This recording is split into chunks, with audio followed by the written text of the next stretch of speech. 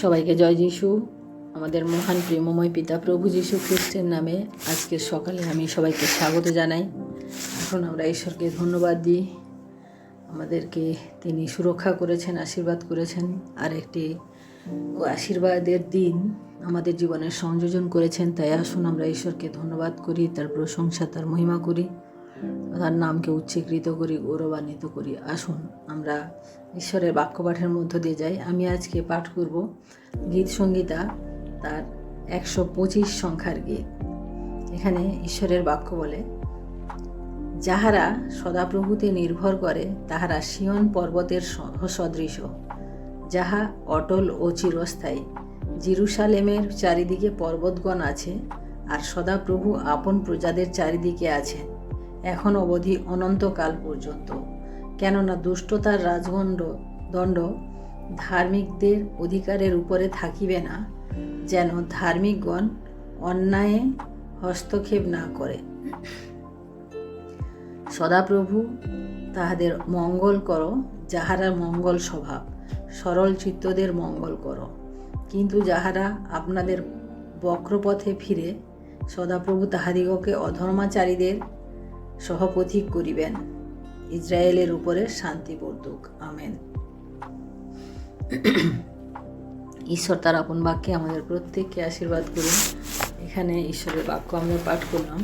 আমরা দেখি এই গীত, দাউদের এই গীতে লেখা আছে আরোহণ গীত, অর্থাৎ এটা একটা যাত্রাকালীন গীত। অর্থাৎ এখানে যাত্রা বলতে দেখি যে ইসরায়েল সন্তানেরা, ইসরায়েলের লোকেরা বছরে 3 বার জেরুসালেমে যেত, কারণ সেখানে ঈশ্বরের আরাধনা করার জন্য তারা বছরে 3 বার যেত। আর তারা যখন যেত ঈশ্বরের কাছে আরাধনা করার জন্য, তারা গান করতে করতে যেত। আর সেই সময় দাউদ এই গীতটি লিখেছিলেন। এখন এখানে আমরা দেখি যে এই গীতের মধ্যে আমরা 5টি মাত্র পদ পাই। এই 5টি পদে আমরা দেখি, প্রথমত আমরা এখানে দেখি যে যাহারা সদাপ্রভুতে নির্ভর করে তাহারা সিয়ন পর্বতের সদৃশ, যাহা অটল ও চিরস্থায়ী। প্রথম পদে এখানে দাউদ সেই সমস্ত লোকদের কথা বলেছেন যাদের ভরসা, যাদের বিশ্বাস ঈশ্বরের উপরে। বাস্তবে সকলে ঈশ্বরের উপরে ভরসা করে না, কিন্তু লোক, অর্থাৎ কিছু লোক যারা, কিছু সংখ্যক লোক বা অল্প সংখ্যক লোক যারা ঈশ্বরের উপরে ভরসা করে, দাউদ তাদের বিষয়ে বলেছেন তারা কাদের সমান? সিয়ন পর্বতের সমান। আর এই সিয়ন পর্বতের বিষয়ে দাউদ বলেন যে কখনো এই পর্বত কখনো টলে না, যা চিরস্থায়ী। আমরা যখন পর্বত দেখি তখন পর্বতের সামনে মানুষ এত একটা খুব ছোট, কিন্তু পর্বত হচ্ছে ঝড়, বৃষ্টি, বাদল যাই হোক না কেন, পর্বত কিন্তু কখনো টলে না বা পড়ে যায় না, সে নিজের জায়গায় স্থির থাকে। অতএব এখানে পর্বতকে সেই শক্তির সাথে বা সেই বলের সাথে দাউদ এখানে তুলনা করেছেন, যা কখনো ভেঙে যায় না বা কখনো পড়ে যায় না। তো প্রিয়, আজ আমাদের জীবনেও আমরা দেখি যে আমাদের বিশ্বাস সেই সিয়ন পর্বতের সমান, যে যা কখনো টলে না বা কখনো পড়ে যায় না। তাই স্বাভাবিকভাবে আমরা যদি বলি আমাদের ঈশ্বরের উপরে বিশ্বাস আছে, কিন্তু যখন আমরা বিশ্বাস আছে বা আমরা বিশ্বাস করি, কিন্তু আমরা যখন সংকটে পড়ি, আমরা যখন বিপদে পড়ি, তখন আমাদের বিশ্বাস কিন্তু সেই সিয়ন পর্বতের মতো অটল থাকে, নাকি আমাদের বিশ্বাস টলমল হয়, নাকি আমরা বলি যে কেন বিশ্বাস করলাম, কেন যিশুতে আসলাম, কেন প্রভুতে আসলাম, নাকি এরকম আমাদের কথাবার্তা হয়। তাই এই সিয়ন পর্বত হচ্ছে, আমরা যে সিয়ন পর্বতের কথা বলা হয়েছে, এখানে আরেকটি বিষয় আছে যে সিয়ন পর্বত হচ্ছে ঈশ্বরের মন্দির। আমরা দেখি যে ঈশ্বরের মন্দির, আর আমাদের জীবনে আমরা কি শুনেছি যে আমাদের ঈশ্বরের মন্দির কোথায়? যে আমাদের দেহে হচ্ছে ঈশ্বরের মন্দির। তাই আমাদের শরীর, আমাদের শরীরে অর্থাৎ আমাদের হৃদয়ে ঈশ্বর বাস করেন। তাই এই হৃদয় মন্দিরকে আমরা কীরকম রেখেছি বা আমরা কীরকম বিশ্বাসে রেখেছি, সেই সিয়ন পর্বতের তুল্য নাকি টলমল মানে পড়ে যায়। তাই আমরা প্রথম করন্থীয় তার 10 অধ্যায় 3-4 পদ আমরা এখানে দেখি, সকলে একই আত্মিক ভক্ষ ভোজন করিয়াছিলেন এবং একই আত্মিক পেয় পান করিয়াছিলেন, কারণ এমন এক আত্মিক শৈল হইতে পান করিতেন যাহা তাহাদের সঙ্গে সঙ্গে যাইতেছিল, আর সেই শৈল খ্রিস্ট। অর্থাৎ আমরা দেখি যে ইসরায়েল জাতি যখন তারা সেই কি বলবো রোমীয় শাসন থেকে তাদেরকে যখন বের করে নিয়ে আসা হয়েছিল, তখন তারা কিন্তু সেই একই মানে সবাই কিন্তু একই পেয় মানে একই খাদ্য ভোজন করেছিল, একই জল পান করেছিল। এবং সেই জল এখানে কি বলেছে যে সেই শৈল ছিলেন আমাদের প্রভু যীশু খ্রিস্ট, যিনি মানে সেই পর্বতের সমান, যিনি স্ট্রং, যিনি কখনো পড়ে যান না, কখনো ভেঙে যান না। এখানে ইসরায়েল জাতির কথা আমরা শুনলাম। তো প্রিয়, আমাদের ভীত প্রভু যীশু, আমাদের ভীত প্রভু যীশু, অর্থাৎ আমরা যারা বুদ্ধিমান তারা আমাদের মানে জীবনের যে ঘর আমরা কোথায় গাঁথি, আমরা এই শৈলের উপরে, অর্থাৎ আমাদের ভিতটা আমাদের কোথায় আমরা গেঁথেছি, সেটা আজকে আমরা দেখার বিষয় যে আমরা আমাদের বিশ্বাসকে আমরা কার উপরে স্থির করেছি, আমরা প্রভু যীশুর উপরে করেছি নাকি অন্য কারুর উপরে নির্ভর করেছি। আমরা গীত সংগীতা তার 22-5 পদে দেখি যে সদাপ্রভুর উপর নির্ভর করে সে কখনো লজ্জিত হয় না। অর্থাৎ আমরা যদি ঈশ্বরের উপরে নির্ভর করি, আমরা যদি প্রভু যীশুর উপরে আমাদের ভিত নির্মাণ করি, তাহলে আমরা কখনো লজ্জিত হব না।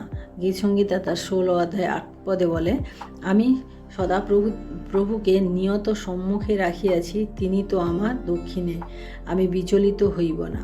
অর্থাৎ যারা ঈশ্বরকে সম্মুখে রেখেছে, যারা ঈশ্বরের সহিত বাস করছেন, তারা কখনো লজ্জিত হবে না, কখনো বিচলিত হবে না, কারণ তিনি আমাদিগকে ধরে রাখেন, তিনি আমাদিগকে ঘিরে রাখেন। তাই আমরা 2 পদে দেখি, 2 পদে এখানে বলে, জেরুসালেমের চারিদিকে পর্বতগণ আছে, আর সদাপ্রভু আপন প্রজাদের চারিদিকে আছেন। এখানে আমরা দেখি যে জেরুসালেমের চারদিকে পর্বতে ঘেরা, সেখানে কি বলছে যে সেইভাবে ঈশ্বর তার প্রজাদের চারিদিকে ঘিরে রেখেছেন। আমরা বাইবেলের একটা উদাহরণ দেখি যে 2 রাজাবলী তার 6 অধ্যায় 17 পদ আমরা যখন পাঠ করি, এখানে দেখি এলিশার দাস একদিন সকালে যখন ঘর থেকে বেরোলেন, তখন তিনি দেখলেন কি যে তার চারিদিকে অরামীয় সেনাবাহিনীরা তার চারিদিকে ঘিরে রয়েছে। এবং তখন সে তার প্রভুর কাছে অর্থাৎ এলিশার কাছে এসে বলে যে এরকম সেনারা ঘিরে রয়েছে। তখন কি হলো, এলিশা প্রভুর কাছে অর্থাৎ ঈশ্বরের কাছে প্রার্থনা করে বলেন যে প্রভু এর চোখ তুমি খুলে দাও।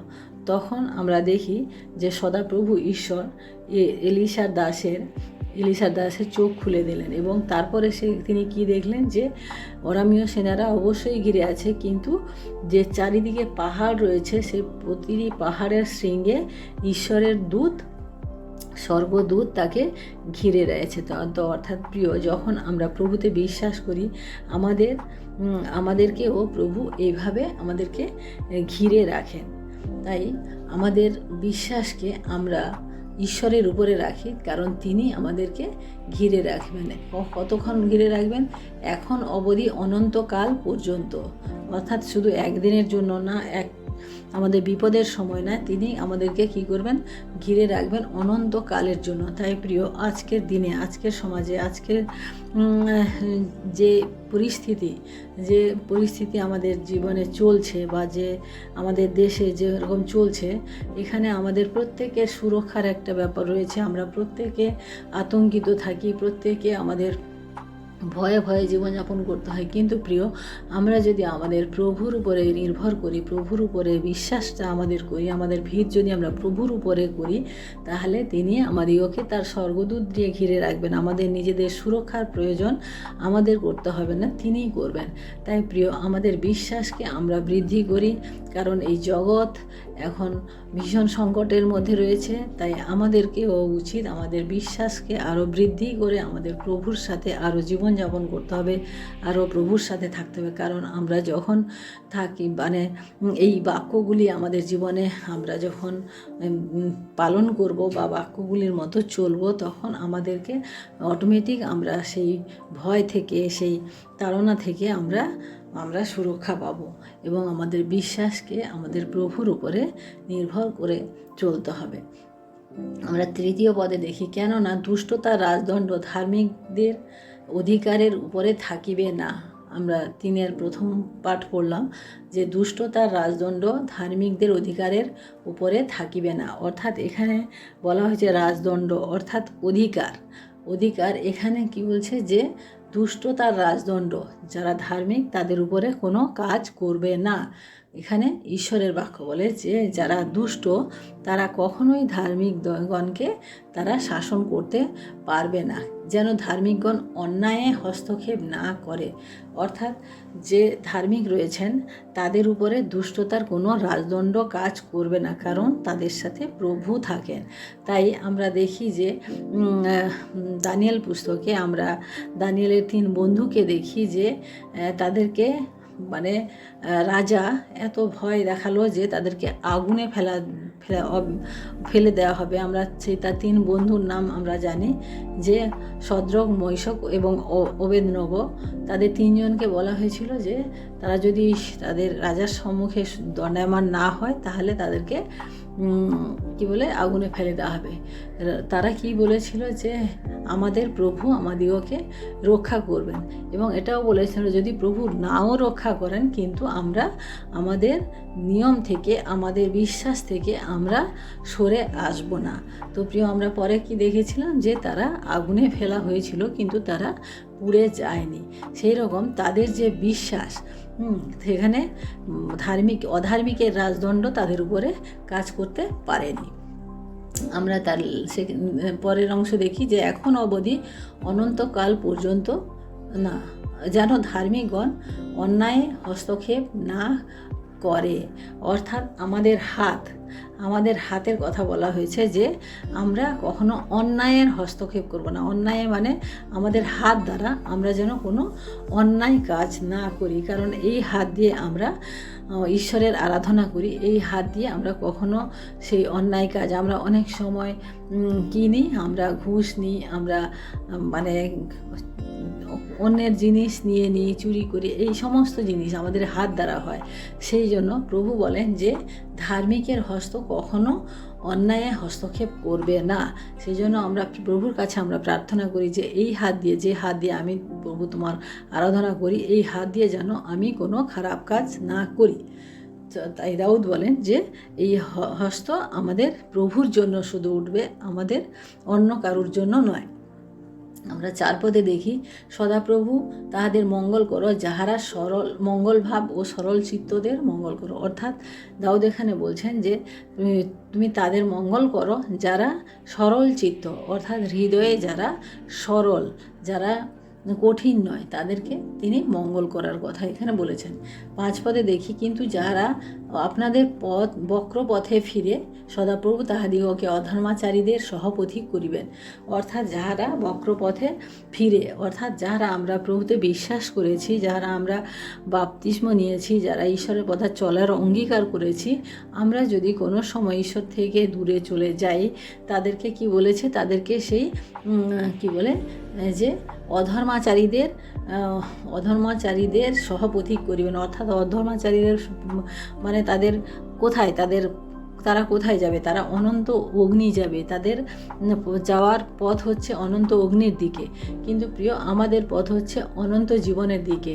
এবং যারা আমরা প্রভুতে বিশ্বাস করি, যারা ঈশ্বরের পথে চলার অঙ্গীকার করি, তারা যদি কখনো আমরা ঈশ্বর থেকে দূরে চলে যাই, যদি আমরা চলে যাই, তাহলে আমাদের পথ কোথায় হবে? আমাদের অনন্ত অগ্নিতে হবে। তাই প্রিয় ভাই বোনেরা, আসুন আজকে এই গীত সংহিতা 125 সংখ্যার গীত দাউদ যেভাবে আমাদেরকে উদাহরণ সহ বলেছেন যে আমাদের জীবনে বিশ্বাস বা ঈশ্বরের প্রতি ভরসা যদি আমরা করি, তাহলে আমাদের কি কি এখানে আমরা পেতে পারি, যে তিনি আমাদেরকে সিয়ন পর্বতের সদৃশ্য করবেন, এবং তিনি যা কখনো টলে না, এবং তিনি তার স্বর্গদূত দিয়ে আমাদিগকে ঘিরে রাখবেন এখন থেকে অনন্তকাল পর্যন্ত, এবং অধার্মিকের রাজদণ্ড আমাদের উপরে কোনো কাজ করবেন না, এবং যারা সরল চিত্ত তাদেরকে ঈশ্বর মঙ্গল করবেন। এবং আমরা দেখি যারা বক্র পথে যাবে, যারা অন্য পথে যাবে, তাদের কি বলে সে অনন্ত অগ্নিতে তাদের স্থান হবে। তাই আসুন আমরা আজকে প্রার্থনা করি, ঈশ্বরকে ধন্যবাদ দিই। Hallelujah, hallelujah, hallelujah. মহান প্রেমময় পিতা, তোমার মহান আমি ধন্যবাদ প্রশংসা করি প্রভু, আজকের এই সুন্দর সময় আরেকটি বার প্রভু তোমার সামনে উপস্থিত হয়েছি প্রভু, এবং তোমার বাক্যের দ্বারা প্রভু আমরা যে শিক্ষা গ্রহণ করলাম প্রভু, সেই শিক্ষা অনুযায়ী যেন আমরা জীবনযাপন করতে পারি প্রভু। তুমি সেই সিয়ন পর্বতের সমান তুমি আমাদিগকে করো প্রভু, যেখানে ঈশ্বরের মন্দির রয়েছে, সেই মন্দির যেন আমরা অটল রাখতে পারি, সেই মন্দির যেন আমরা কখনো বিচলিত না হতে দিই। ধন্যবাদ করি প্রভু, তুমি আমাদের সাথে সাথে থেকো, আশীর্বাদ করো। আজকে সারাদিনের ভার তোমার হস্তে রাখি, সমস্ত মহিমা গৌরব প্রশংসা তোমাকে দিয়ে এই বিনতি প্রার্থনা চাই আমাদের মুক্তিদাতা ত্রাণকর্তা প্রভু যীশু খ্রিস্ট তোমারই নামে, আমেন। সবাইকে জয় যিশু। সবাই ভালো থাকবেন, সুস্থ থাকবেন। আজকের দিনটি সবার শুভ হোক। জয় যিশু।